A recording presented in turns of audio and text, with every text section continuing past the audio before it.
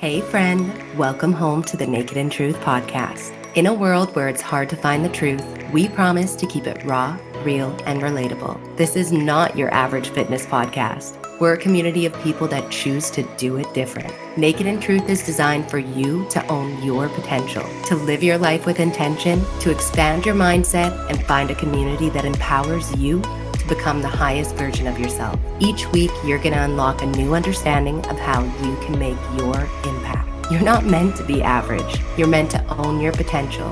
Here comes another raw, real, and relatable episode. It's time to grow. What's up? Welcome back to the Naked and Truth podcast, your favorite fitness podcast. It's your host, Sarah D. Today, we're going to go over what actually is holding you back from success. I know that a lot of people listening to this podcast have been on a health and fitness journey prior. You're currently in limbo. Maybe you had a baby. Maybe you went through some hardships. Maybe you moved or changed careers and you felt like you just never got back into consistency again. Maybe you are somebody who's actually never really done much of a health and fitness journey, but you know that it's time, but you are simply waiting for the right time to get started. Maybe you are somebody who is interested in doing bodybuilding, but you feel like you're waiting for that perfect timing in order to get started. Now, I got to be realistic with you guys. There is times in your life where stress might be too high that potentially looking at something brand new might feel overwhelming. So in regards to the bodybuilding situation, sometimes there is the right time for you to look at getting started. But a lot of the time, what we don't realize is that simply building some structure and consistency in a time that might feel overwhelming and stressful can do a lot for our stress management and also for our mental health. Obviously, working out is something that's great for our physical health, but a lot of the time we undermine how important it really is for our mental health, for stress reduction, for relaxation, for getting us into a position where we have some clarity to get through hard times. So if you're new to the fitness game, what I would recommend is really understanding that in order to be successful, it's not going to happen overnight, right? There is also never going to be this perfect moment where everything's just going to be chill for you for X amount of time. Unfortunately, that is not life. But those challenges are meant to grow us. And the more that we can take on that mindset, the easier it's going to be to see that success looks different in different seasons. So maybe if you're going through a really hard time, maybe you are feeling like life's just been really stressful. You never really have felt much of a break lately, but you know that you're in a position where you need to start getting your body moving. This is where I would look at getting started with 1 to 2 walks per week. Okay, that's it. I'm not saying that you need to go buy this fancy gym membership, that you need all these gym outfits. We start thinking that we need all of these things in order to get started, and that if things aren't feeling perfect for our starting point, that we're just not going to be able to start at all. But the truth is that we need to be able to build up in a way that's going to allow for not only our body to adapt, but for our mindset to adapt and for our schedule to adapt. A lot of the time, people fail their fitness journey or give up when they just get started because they overwhelm themselves with starting with too much. It is not about going balls to the walls 5 times a week, an hour to 2 hour session, getting a step target in there, also making sure that you're hitting cardio. Like, this is not realistic. We need to make sure that we are in a position where we're building up appropriately, because number one, you have that step target too high, you're going to get shin splints without a doubt. The chances of you wanting to continue on walks with shin splints are going to be slim to none. Then, with the mind that we have, we love to blame the exercise instead of what we maybe could have done differently. So you're going to be like, screw walking. I don't even want to do this anymore. It just hurts my shins. Not realizing that, hey, you're maybe walking 2,000 to 4,000 steps a day, and you thought that 10,000 steps per day is the magic number. So you started trying to hit 10,000 steps a day and you didn't make it past a couple of days without feeling like you ended up having to ditch it entirely because your body is sore, you got the shin splints, you feel like it's not sustainable. And it's not sustainable because what you should have done is potentially looked at maybe 1,000 extra steps compared to what you're averaging. So like, let's just say a weekly average of what you're getting in is 3,500 steps. Let's see if we can hit 4,500 steps. And it's not something that even it needs to happen every single day. It can be something where you're trying to hit 4,500 steps 3 times a day. Once you do that for a couple of weeks, everything's feeling good. Maybe let's make it 4 times a day, 4 times a week.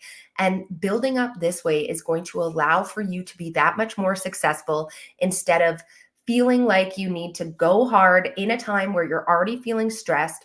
Like, don't feel like you need to go and work out on days that you already know that you're really busy.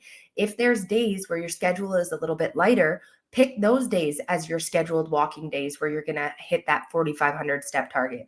Pick those days if you're going to go and get a home workout or a gym workout in, but stop feeling like you need to exercise every day in order to be successful. The other part that I want to remind you is that if you've been on a health and fitness journey prior and life has happened, you've fallen out of schedule, you've fallen out of routine, it's really important to remember that the longer that you wait, the harder it is to get started. Okay? We're all aging. So whether you want to believe it or not, a couple years can make the world of a difference, especially if you're going from being being quite sedentary and not really moving very much. Maybe you work a desk job and you're seated all the time. We can get really stiff when our muscles are constantly in this shortened position of being seated. I know that you guys have heard me say it before on the podcast, but sitting is literally the new smoking. So if you are in a position where you used to exercise prior, now you've kind of fallen out of schedule and you feel like life just keeps hitting and hitting, and now you got kids in routine to look after, there is never going to be a perfect time to get started, okay? Sometimes just simply jumping in, something is always going to be better than nothing. So as I mentioned, it doesn't need to be an hour workout. Maybe you need to do a 20-minute workout. Heck, maybe we need to start with 10 minutes of movement and a 20-minute walk. Something like that can make the world of a difference than staying sedentary and immobile. Because the longer that you don't move, the more challenging it becomes when you try to. We need to understand that exercise literally reverses aging. So the best thing that we can do for our body is keep moving. You don't need to go hit a boxing class. You don't need to become a CrossFitter. All of these things are great if you want to do them, but there's so much societal pressure sometimes where you see other people doing things, whether it's on Instagram, people that you know, colleagues, and it gets in your head thinking that you need to do the exact same thing. But let's just say you had a baby, you are looking to get back into it. Why don't you start going for a walk after dinner with your kiddo, right? You don't even have to take that time apart, but just simply start seeing what that walk feels like. And maybe you're going to start with a 15-minute walk around the block. Then after you're done that 15 minutes for a couple of weeks, maybe you're able to go a little bit farther. Maybe you're able to extend to an extra block. Whatever that looks like for you, without feeling like you need to match what somebody else is doing around you, but also be what feels good. What feels good in the sense of you don't mind doing it, you feel good after it, you aren't in a position where you feel like it's too challenging that you want to give up. Your body is responding well and you're recovering. These are all really important signs that a lot of people don't pay attention to. We get really excited when we're getting started with something and we put a lot of pressure on ourselves to output. But at the same time, too, if we can only output for a couple of days and then all of a sudden we get to this point where we're burnt out and feel like we're so sore that we don't want to go and do any movement, and it ends up making us fall off track again, even if it's just for a couple of weeks, was that worth it? Absolutely not. It really comes down to what we're able to be consistent with, and something is always better than nothing. I'd rather see you get a 10-minute stretch session in instead of nothing. I'd rather see you get a 20-minute walk in instead of nothing. Even if it's only 1,000 steps, it really doesn't matter. We are so fixated on numbers in this society, right? We all love to see our bank account as high as we can. If we're in schooling or doing any type of programming, we want to see our grades as high as they can be. There's a lot of stuff that we fixate on when it comes to numbers. The scale, we always love to see it the lowest that it possibly is. So when we hear these numbers like 10,000 steps a day, it makes us think like that's the number that we need in order to be successful. But that is far from the truth. And there's a lot that you can do in your journey to make a routine that works really good, not just for your goals, not just for your physique changes, but also for your schedule, for your mental health, for not feeling like you're overloading yourself. I just want to take a quick break from this episode to remind you that you don't have to feel stuck anymore. In a world where there's an overwhelm of information, it can feel impossible to know where to start your health and fitness journey. It's my life's mission to teach others how to own their potential and keep health simple. You're here for a reason, and even if you feel like you failed in the past, I want you to see success like hundreds of the clients who have joined Team Authentically Fit and have chosen to do it different. If you're ready to stop gaining all the weight back that you lose, you're tired of the fad diets that fail, and you're ready to make long-lasting changes that make health simple and allow for you to look so good you didn't realize it was possible, I want you to message me the words "do it different" right now on my Instagram @authentically.fit, where I promise to change your life and allow for you to keep your results for good. Again, you do not need to waste time feeling stuck any longer. Send me the words "do it different" to my Instagram @authentically.fit, and we will discuss a plan that is specifically made for you and your success. One that's going to allow for you to own your true potential. I can't wait to hear from you. We are such a busy society because we allow ourselves to be. Technology doesn't help because it gives people access to us at all times. So we need to make sure that whatever we're going to approach, that we do it in a way that fits our schedule, because what's actually holding you back from success is waiting for this perfect timing. Now, a lot of the time when people feel like they've fallen off of their routine with health and fitness, it's because they've gone through something hard and challenging. So that in turn should be a light bulb moment to remind you that the best time for you to go and invest yourself into the program is going to be at a time when you might be going through some challenges. And this is when I would really encourage you to work with a coach, because a coach is going to be that non-biased person who is actually there for your success. They are going to make sure that they are telling you the truth, and that if your mind starts playing games on you and starts filling all this bullshit up in your brain like it tends to do, that they're able to give you the actual breakdown of what the truth is. And sometimes we need that. And there's no shame that our brain loves to play games on us sometimes. So I want to make sure that for my clients, when they're coming on, that I meet them where they're at. Okay. My programming is all about ensuring that this program fits the client, not that the client is coming to fit my programming, because I know that the more sustainable that I'm able to make this for them, the more of a lifestyle change they're going to be able to make to build habits at a consistent rate that allows for them to feel accomplished, successful, and can really see how this integrates into their life. Having a coach can also be really beneficial for those moments where things might change on the week to week. I just had a client message me. Her husband's going into the hospital right now, totally unexpected of what she had anticipated for this Friday to be, but it's happening. And so I'm giving her the advice of what we need to prioritize in order for her to still be looked after. This does not mean getting workouts in. This does not even mean her tracking, but we need to make sure that she's fed and sleeping so that she can deal with the stress management.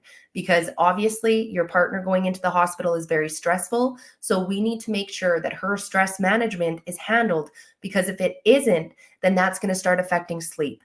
Then that's going to start affecting how she's eating. Then that's going to affect how she's going to be able to move her body in the days to come.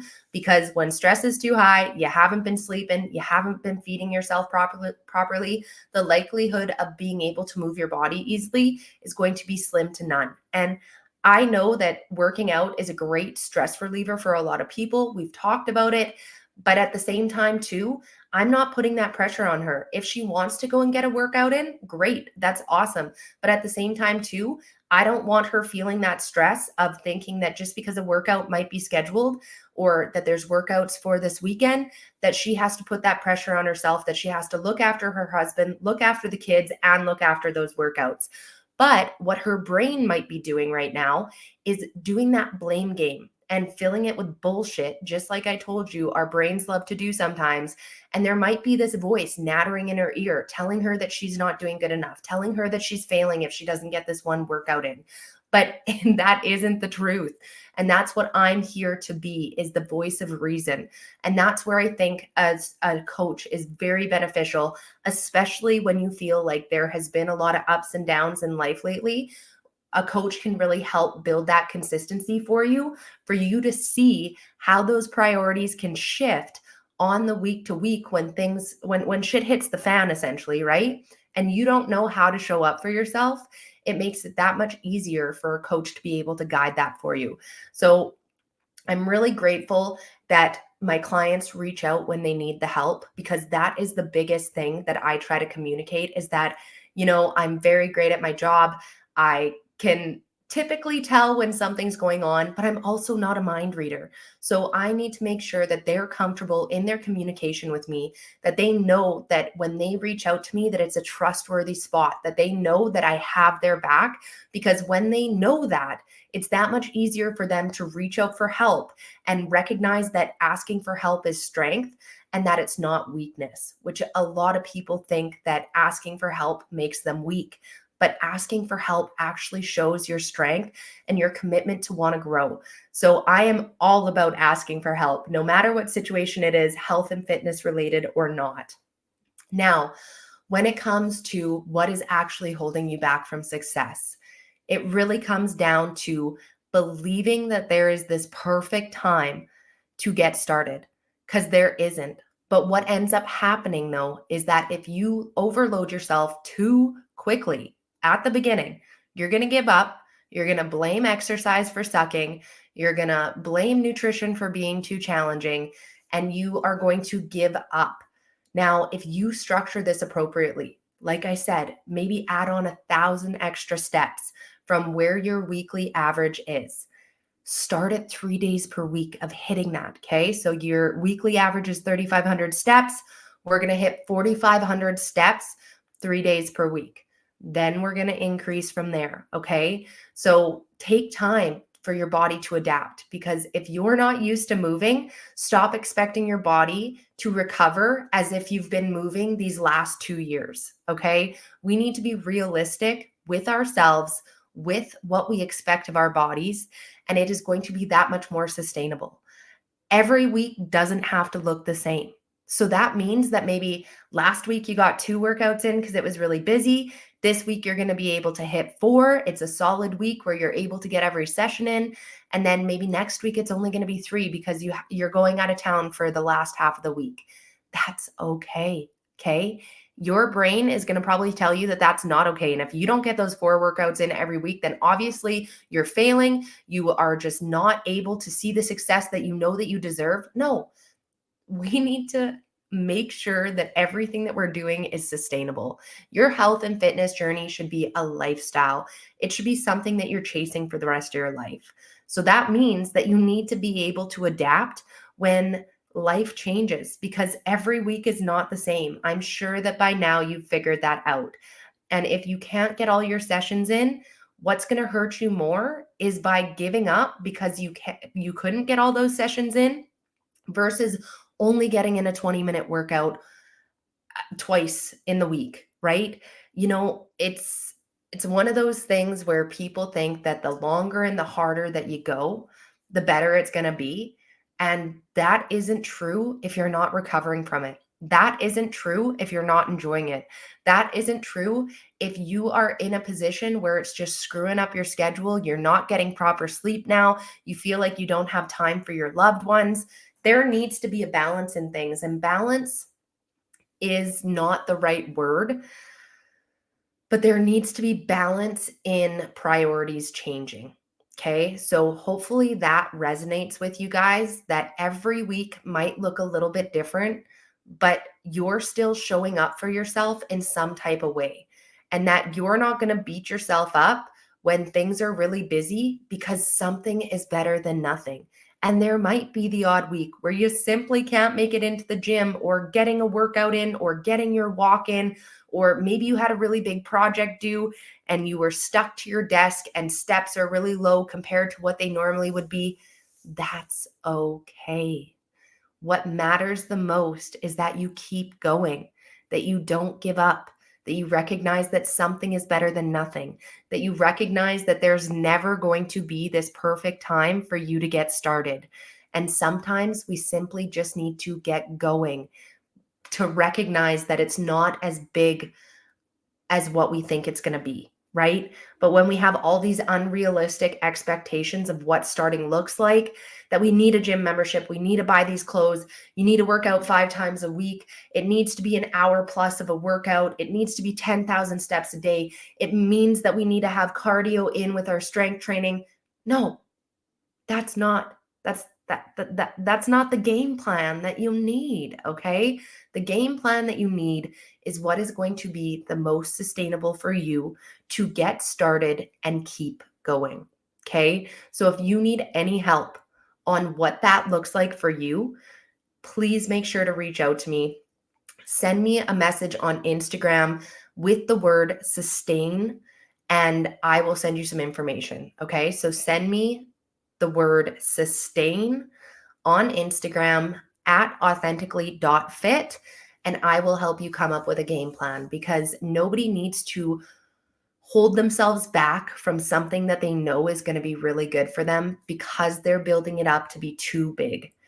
If you're going through something really stressful, chances are you need to make sure that you are moving your body, that you are relaxing your body, making some clarity when your head might be a little bit clouded, and getting yourself to a position where you can still look after yourself in times that are challenging. That is what defines a true champion, okay? So I hope you guys got a ton of value from this episode. I am so excited because I have been reaching out to some really big potential guest speakers that I know will absolutely blow your mind. Next week, we are going to have a guest speaker on, a fellow personal trainer. So make sure you show up for that episode. But you guys know that I will catch you on the next. And that's another honest episode drop. Thank you for tuning into Naked in Truth, where we come together each week to own our potential and level up our lives with intention. Don't forget to head over to my Instagram page at authentically.fit, where you will find more inspiration on how I can transform your life and make health simple. And you know reviews are so important for building a community of like-minded people. So if you enjoy this podcast, please take 2 seconds out of your day to leave a 5-star rating on Apple Podcasts or Spotify, so more people like you can learn how to own their potential too. If you love this episode, make sure to share it with someone who you know needs it. Thank you so much again for tuning into Naked in Truth. And remember, love always wins.